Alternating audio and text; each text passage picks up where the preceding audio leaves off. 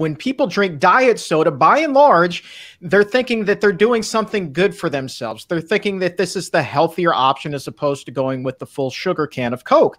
But back in November of last year, researchers actually looked at the two, put those head to head, and came up with some interesting findings. What were they? Well, so it's actually not new. We all know that sugar-sweetened beverages, sodas, are bad news. They're associated with heart attack and stroke. And in the last couple of years, we've seen diet soda and artificially sweetened beverages also come under attack. You know, there was a couple of studies last year that showed women in particular who consume diet soda regularly were more likely to have stroke. So in this pretty amazing study that was done in the Journal of American College of Cardiology this last year, it doesn't matter if you eat sugar-sweetened or artificially sweetened beverages, people did worse. So really the perfect beverage for human consumption remains water. Or if you really want unsweetened tea, unsweetened coffee.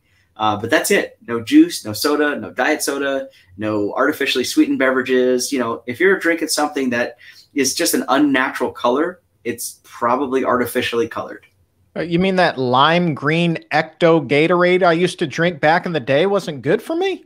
No, believe it or not. You know, that's the thing. When people are, I'm like, have you ever seen a juice as neon red as that quote unquote fruit punch? No, of course not. So, you know, people need to be careful. And, you know, I would tell you in a lot of parts of our country, we refer to these sort of sugar sweetened beverages as either bug juice or Kool-Aid, even though it may not actually be Kool-Aid brand.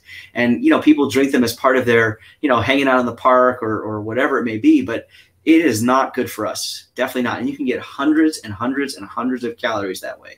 It's unbelievable how quickly they add up. And it wasn't until after I lost weight that I actually looked at the nutritional information for Gatorade. And I was crushing two like 32-ounce bottles of it on my way home from work as a snack, along with some other things from 7-Eleven.